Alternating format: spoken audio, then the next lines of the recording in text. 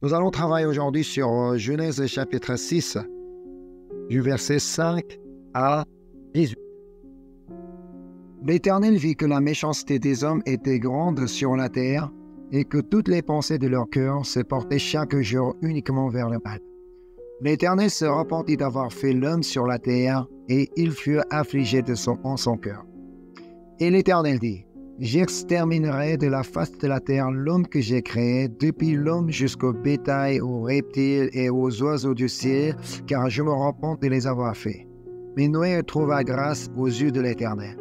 Voici la postérité de Noé. Noé était un homme juste et intègre dans son temps, mais marchait avec Dieu. Noé engendra 3 fils, Sem, Cham et Japheth. La terre était corrompue devant Dieu, la terre était pleine de violence. Dieu regarda la terre, et voici elle était corrompue, car toute chair avait corrompu de sa voix sur la terre. Alors Dieu dit à Noé: la fin de toute chair est arrêtée par devers moi, et car ils ont rempli la terre de violence, voici je vais les détruire avec la terre. Fais-toi une arche de bois de gopher, tu disposeras cette arche en cellules, et tu l'enduiras de bois en dedans et en dehors. Voici comment tu la feras. L'arche aura 300 coudées de longueur, 50 coudées de largeur et 30 coudées de hauteur. Tu feras à l'arche une fenêtre que tu réduiras à une coudée en eau. Tu établiras une porte sur le côté de l'arche et tu construiras un étage inférieur, un second et un troisième. Et moi, je vais faire venir le déluge d'eau sur la terre pour détruire toute chair et un souffle de vie sous le ciel. Tout ce qui est sur la terre périra. Mais j'établis mon alliance avec toi, tu entreras dans l'arche, toi et tes fils, ta femme et les femmes de tes fils avec toi. Amen. L'histoire que je voudrais aborder aujourd'hui est une histoire très très connue. Même à ceux qui ne croient pas en Dieu. Même les non-chrétiens connaissent déjà cette histoire. C'est l'histoire de l'arche de Noé. Mais cette histoire ne raconte pas seulement que Dieu a épargné la famille de Noé de déluge. Donc quoi, Dieu a sauvé la famille de Noé et le reste de Dieu les a fait anéantir. Cette histoire nous raconte que Dieu est au contrôle de tout. Donc cette histoire de l'arche de Noé nous raconte que Dieu est au contrôle de tout. Dieu est vraiment au contrôle de tout, alors Dieu fait grâce à chaque moment de notre vie. Sans qu'on sache, Dieu fait toujours grâce et Dieu est toujours au contrôle de tout. Alors, tout ce qu'on a à faire devant ce Dieu qui est au contrôle de tout, c'est de croire en lui. En fait, on peut dire que c'est vraiment la moindre chose. Tout ce que Dieu nous demande de faire, c'est de croire en lui. Croire que Dieu est au contrôle de tout. C'est sur quoi je voudrais parler avec vous aujourd'hui.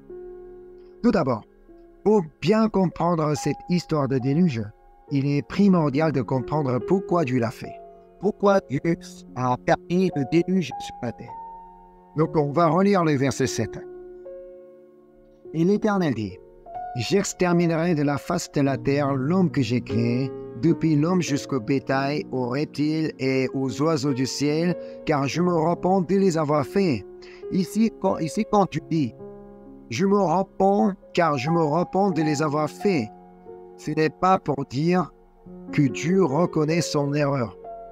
Non, Dieu ne connaît pas de l'erreur. Tu ne peux pas commettre des erreurs. Ce n'est pas ça. Ce n'est pas non plus pour dire que Dieu a du regret en disant « oh non, il ne fallait pas que je crée l'homme et ses animaux de la terre. Non, c'est ma faute. » Non, pas du tout.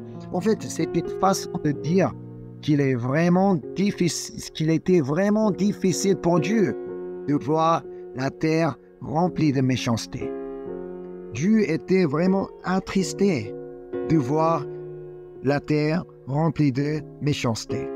D'ailleurs, c'est ce qu'on dit sans cesse dans le texte aujourd'hui. Donc, je vais relire le verset 5 et 6. L'Éternel vit que la méchanceté des hommes était grande sur la terre et que toutes les pensées de leur cœur se portaient chaque jour uniquement vers le mal. L'Éternel se repentit d'avoir fait l'homme sur la terre et il fut affligé en son cœur.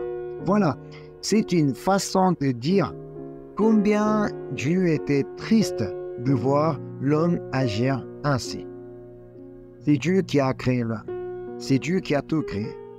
Mais malheureusement, ces créatures n'arrêtaient pas de commettre des violences, des péchés. Alors Dieu était vraiment triste de voir ces hommes ainsi. On revient sur ces questions au verset 11 à 13. Donc je vais relire du verset 11 à 13. La terre était corrompue devant Dieu, la terre était pleine de violence. Dieu regarda la terre, et voici, elle était corrompue, car toute chair avait corrompu sa voie sur la terre. Alors Dieu dit à Noé, la fin de toute chair est arrêtée par devers moi, car ils ont rempli la terre de violence. Voici, je vais les détruire avec la terre. Et quand on parle de violence, mais de quelle violence qu'on parle? Parce qu'on n'arrête pas de dire que la terre est remplie de violence. Mais de quelle violence? Ça, on peut trouver la réponse au verset 2. Genèse chapitre 6, verset 2. Les fils de Dieu virent que les filles des hommes étaient belles, et ils en prirent pour femmes parmi toutes celles qu'ils choisirent. C'était le problème de polygamie. Les hommes prenaient toutes les femmes qui leur paraissaient belles et bonnes. Les hommes ont méprisé complètement la parole que Dieu a donnée. Qu'est-ce que Dieu avait donné comme parole? On va aller voir Genèse chapitre 2, verset 24. C'est ce que Dieu avait donné comme parole. C'est pourquoi l'homme quittera son père et sa mère et s'attachera à sa femme et ils deviendront une seule chair.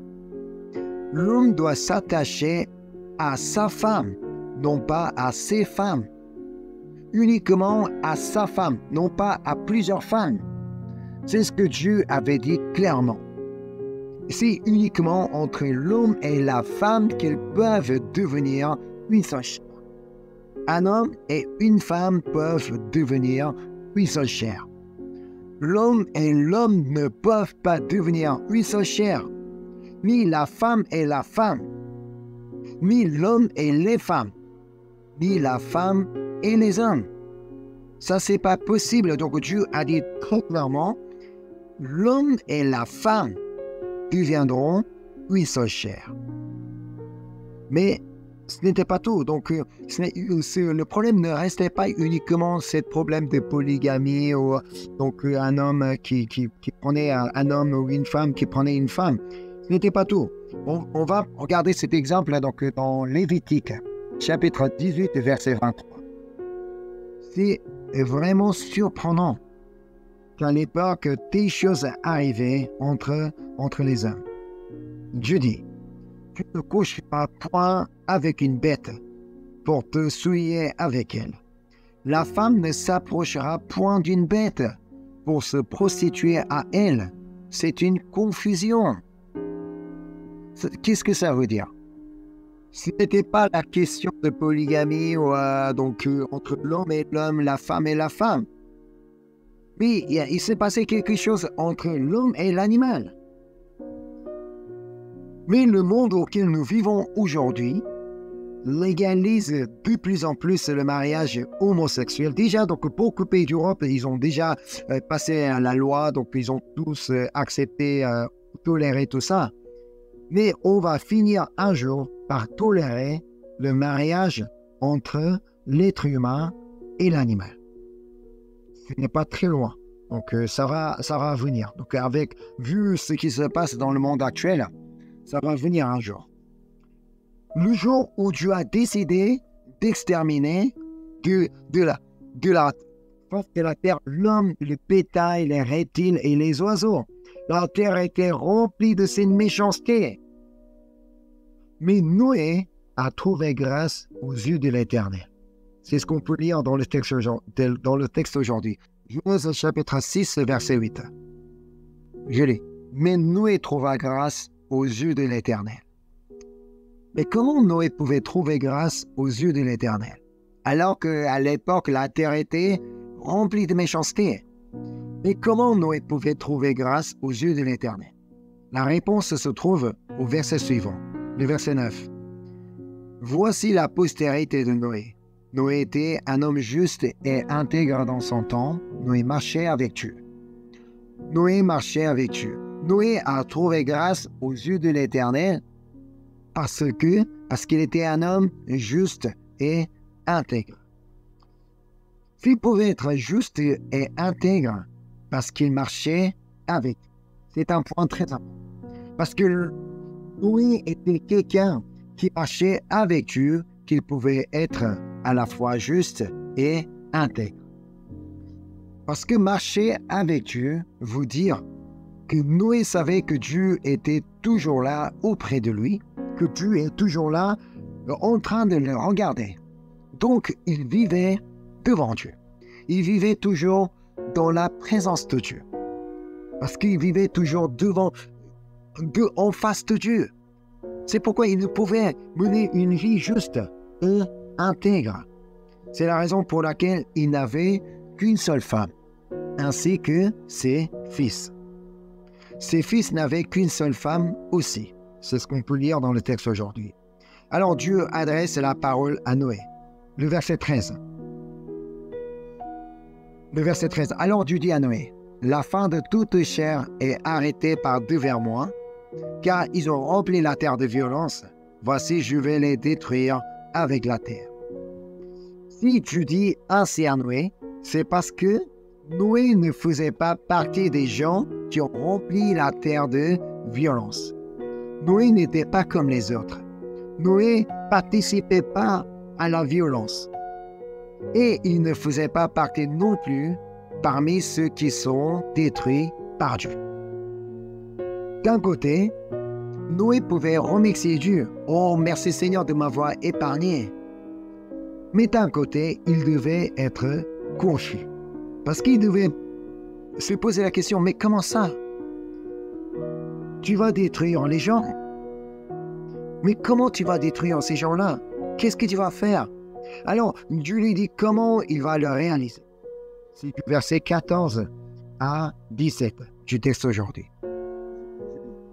Fais-toi une hache de bois de gopher, tu disposeras cette hache en ces lieux, et tu l'enduiras de bois en dedans et en dehors. Voici comment tu le feras. L'arche aura 300 coudées de longueur, 50 coudées de largeur et 30 coudées de hauteur. Tu feras à l'arche une fenêtre, et que tu réduiras à une coudée en haut. Tu établiras une porte sur le côté de l'arche, et tu construiras un étage inférieur, un second et un troisième. Et moi, je vais faire venir le déluge d'eau sur la terre pour détruire toute chair et en souffle de vie sous le ciel. Tout ce qui est sur la terre périra. Vous pensez qu'il était facile de comprendre le propos de Dieu? Faire une hache qu'il n'a jamais réalisée. On ne peut pas savoir quel était le métier de Noé. Mais quand même, faire une arche de aussi grande taille, lui, il n'a jamais réalisé. Et c'est à cause d'un déluge d'eau qu'il n'a jamais vu auparavant. Il n'a jamais vu ça. Mais qu'est-ce que Dieu lui dit? Au verset 18. Mais j'établis mon alliance avec toi.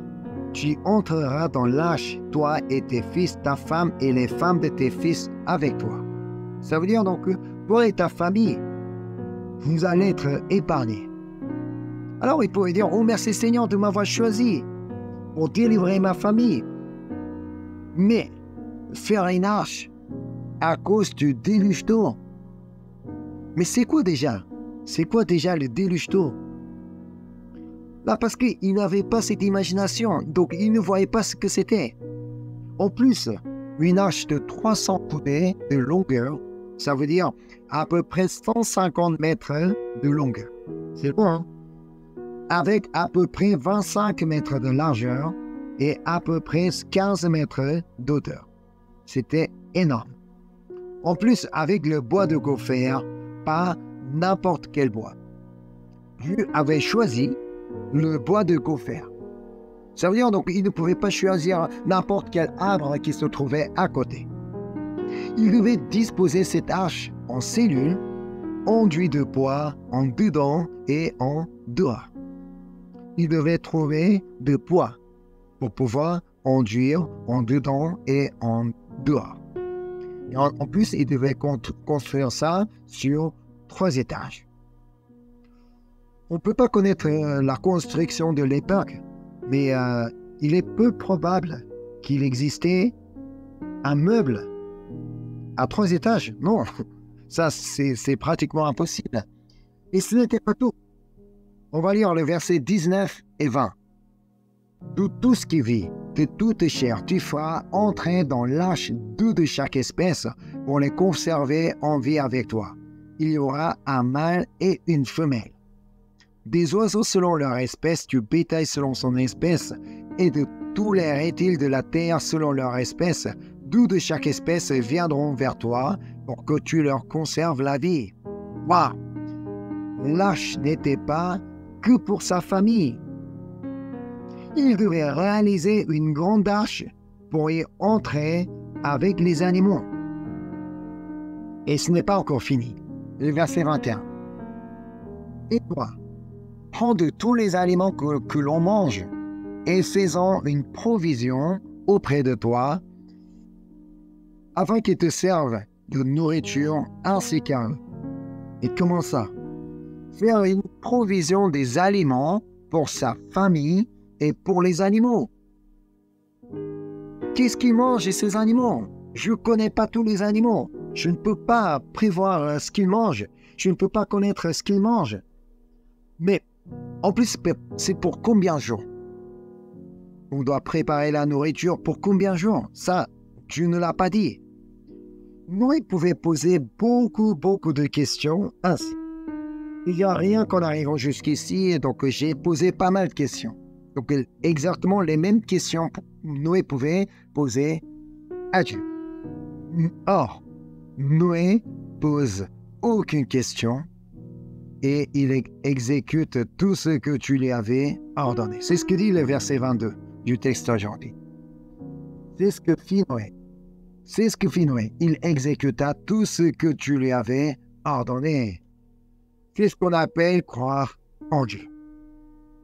Croire en Dieu, c'est faire exécuter tout ce que Dieu a ordonné. Noé croyait en Dieu. Alors il savait que Dieu était au contrôle de tout. Parce qu'il était l'homme qui marchait avec Dieu. À chaque jour, comme il marchait avec Dieu, il savait que dans sa vie, Dieu a toujours été au contrôle de tout. Ça veut dire donc que rien ne s'est passé comme il voulait.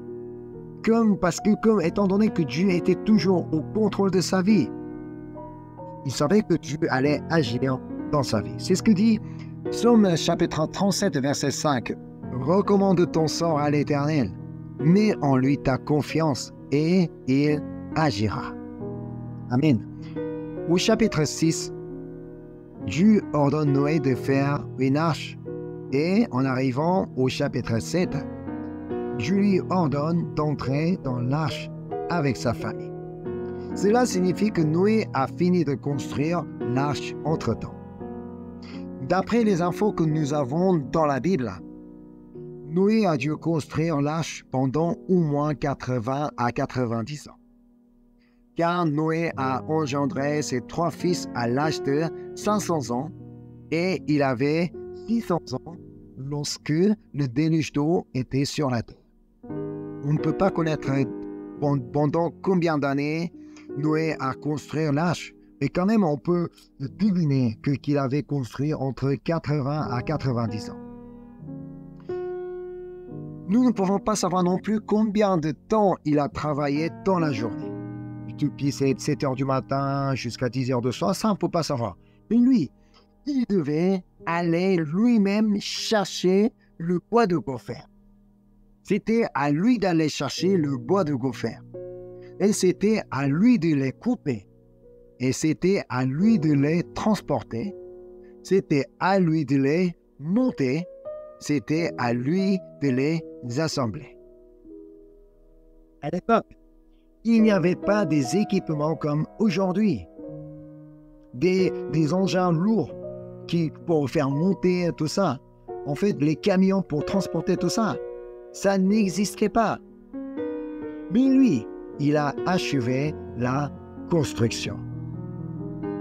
Durant ces années de construction, s'il a pu l'achever, pendant ces 80 à 90 ans, s'il a pu l'achever, parce qu'il n'a pas été blessé durant ces constructions, parce qu'il n'a pas été tombé malade, parce qu'il n'a pas été épuisé de fatigue, parce qu'il a été nourri.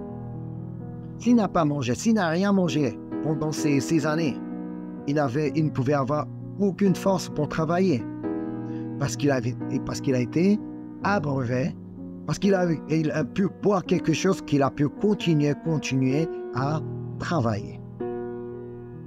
Mais lui, soi-disant qu'il a consacré toute sa journée à construire.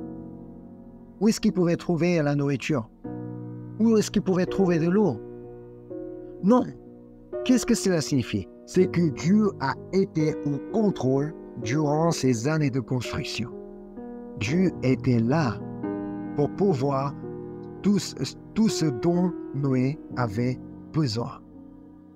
Noé n'a pas travaillé tout seul. C'est vrai, il a obéi à la parole de Dieu, il a mis en exécution.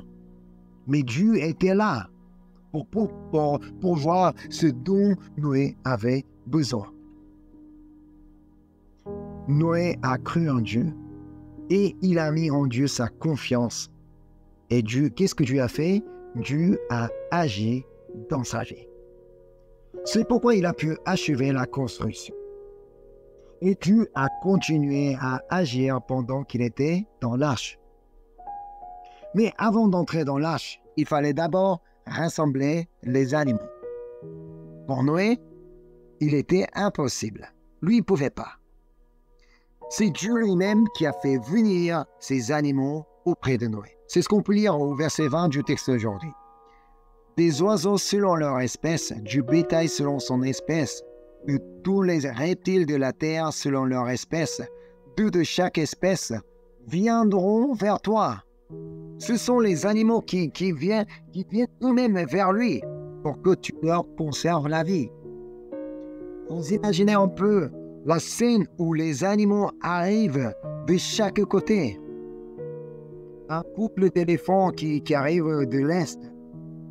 Un couple de crocodiles qui arrive de l'Ouest. Un couple de kangourous qui arrive du Sud.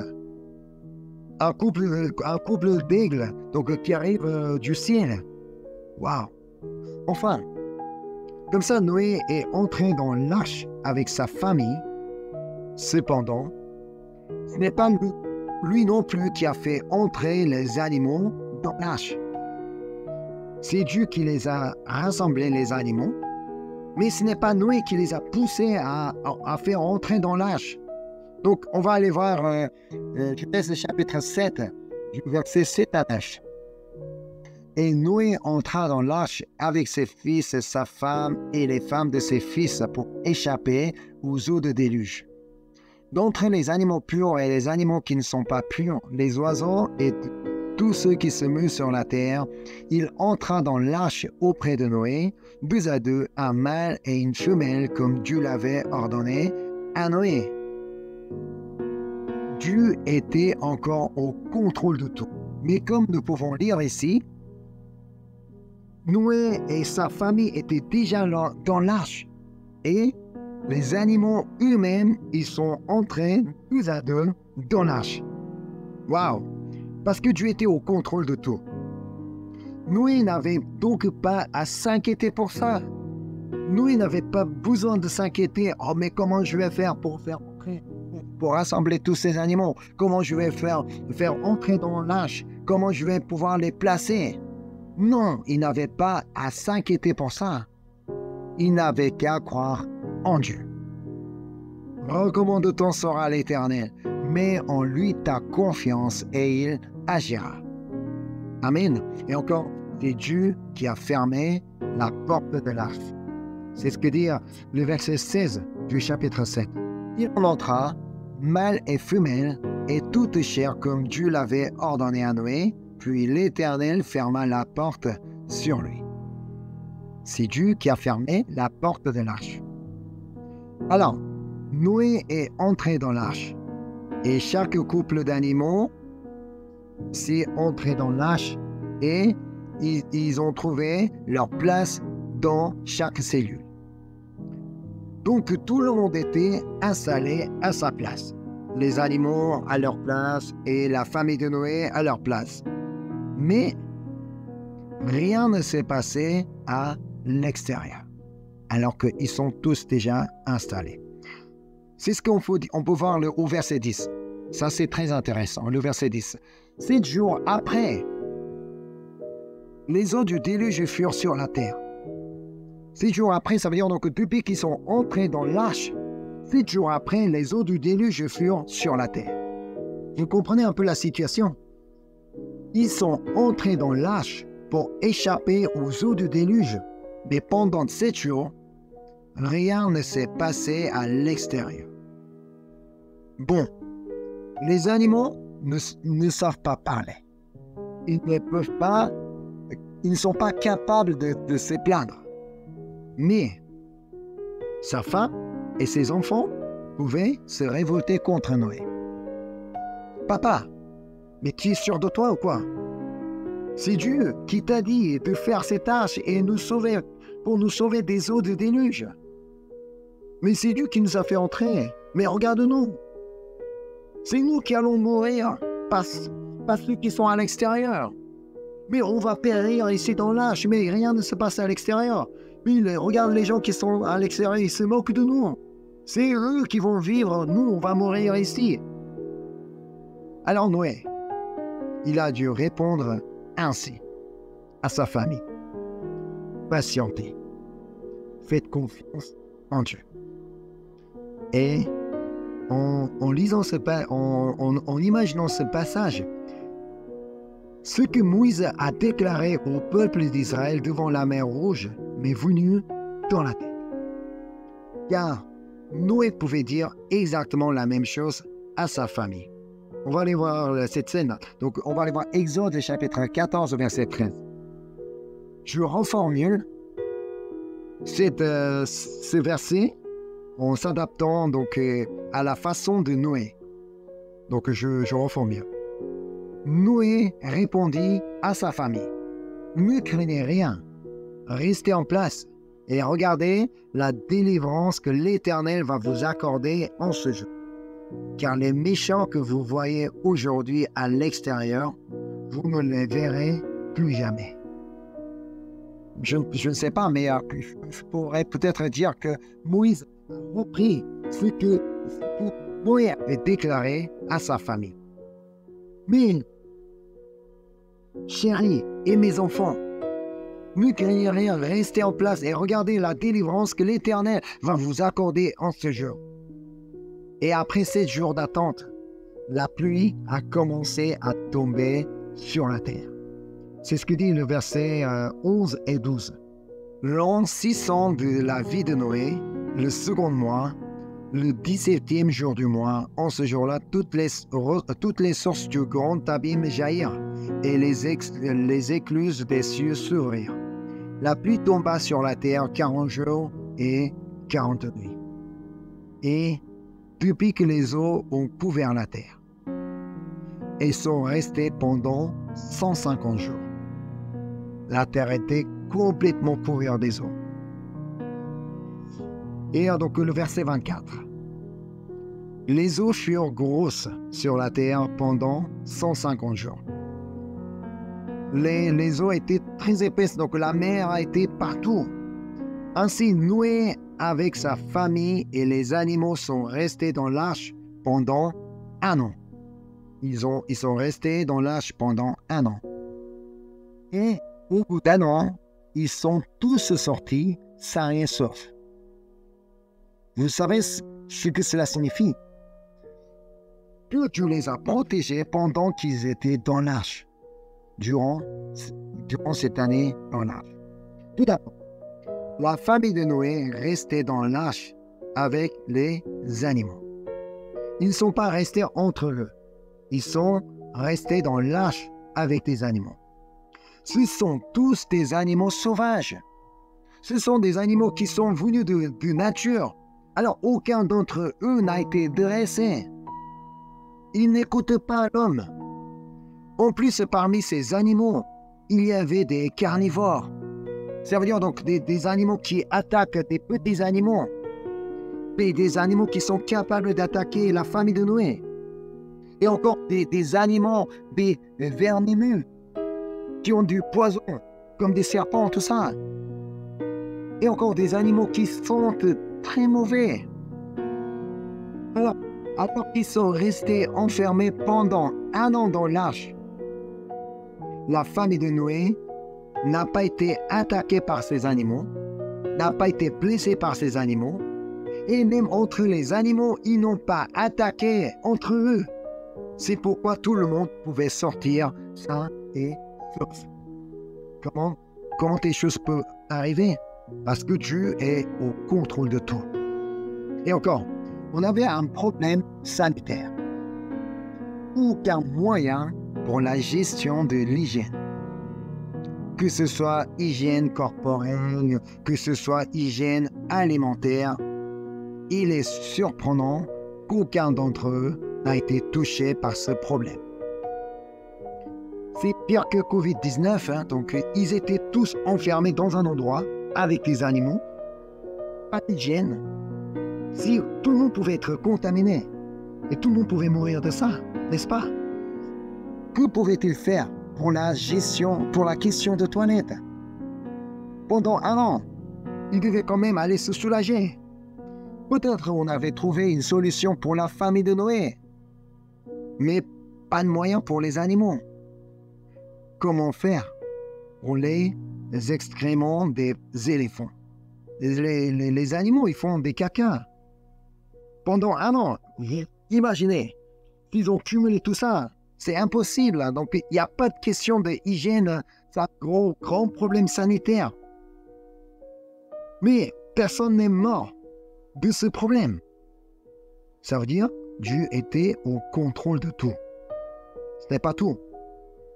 Dieu avait dit à Noé de faire une provision des aliments sans qu'ils sachent qu'ils allaient rester pendant 1 an dans l'arche.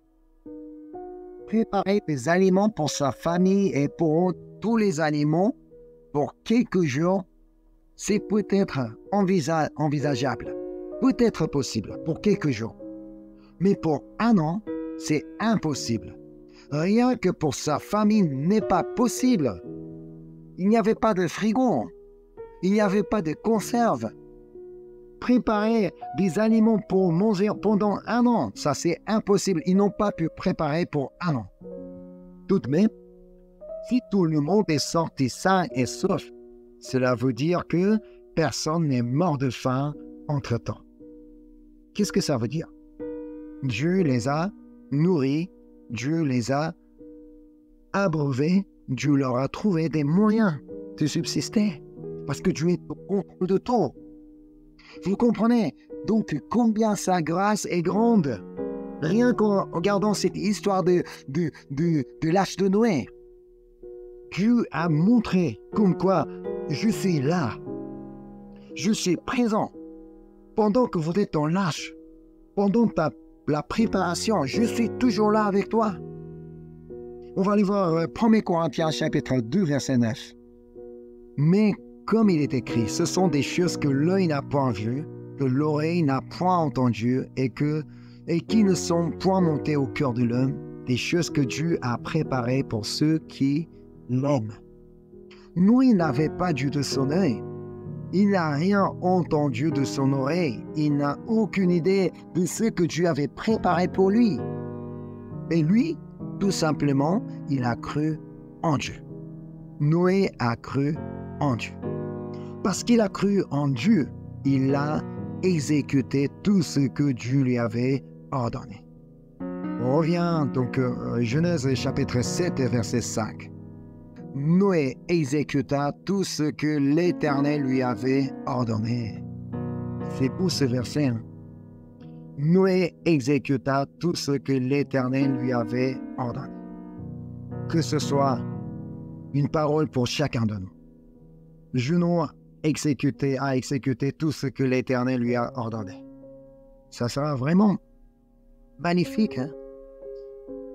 Parce que Noé a cru en Dieu. Parce que Noé avait confiance en Dieu. Comme Noé a cru en Dieu, Dieu a fait grâce pendant qu'il construisait l'arche. Dieu a fait grâce au moment où il montait dans l'arche. Et encore, Dieu a fait grâce pendant qu'ils étaient dans l'arche. Dieu est au contrôle de tout. Même si on ne voit rien dans notre vie, mais Dieu est toujours au contrôle de tout. Alors, faites confiance en Dieu. Si vous croyez en Dieu, faites-lui confiance car il agira aussi dans votre vie. Ce n'est pas uniquement à Noé, uniquement à la famille de Noé que Dieu va agir de telle manière. Dieu est le même hier, aujourd'hui, éternellement. Ça veut dire, si nous lui faisons confiance aussi, il va agir exactement de la même manière qu'il avait agi il y a longtemps, des milliers d'années. Si vous croyez en Dieu, exécutez aussi comme Noé tout ce que Dieu vous a ordonné dans la Bible. C'est ce que Dieu attend de nous. Même si tout ce que Dieu a préparé pour nous, on ne peut pas les voir, on ne peut pas entendre, on ne peut pas imaginer. Mais Dieu est au contrôle de tout. Tout ce qu'on a à faire, c'est de croire en Dieu. C'est de faire confiance en lui. C'est ce que Dieu attend de nous. Parce que Dieu est au contrôle de tout. Amen. Merci Seigneur, merci pour ta grâce, merci pour ta parole, merci pour ton amour, merci pour tout ce que tu fais dans notre vie. Oui Seigneur, c'est vrai. Nous passons beaucoup de temps dans notre vie à nous inquiéter Seigneur. En nous inquiétant, comment je vais faire cette construction? Comment je vais faire pour rassembler ces animaux? Comment je vais faire pour faire monter ces animaux? Et comment je vais pouvoir rester dans l'âge? C'est vrai, nous passons beaucoup de temps à nous inquiéter. Mais Seigneur, à partir d'aujourd'hui, nous voudrons vraiment croire en toi, Seigneur, et faire confiance en toi, Seigneur, parce que tu es au contrôle de tout. Parce que tu es vraiment au contrôle de tout, qui est un Dieu tout-puissant. C'est pourquoi nous voulons vraiment mettre notre confiance, placer notre confiance en toi, Seigneur. Et parce que nous savons que tu vas agir aussi dans notre vie. Oh, merci Seigneur. Merci pour tout ce que tu as déjà fait dans notre vie. Merci pour tout ce que tu as déjà réalisé dans notre vie. Alors nous croyons que tu vas continuer à agir dans notre vie. Alors, et nous allons maintenant marcher avec toi, Seigneur, à chaque moment de notre vie. Merci encore une fois pour ta parole. Je te prie au nom de Jésus-Christ. Amen.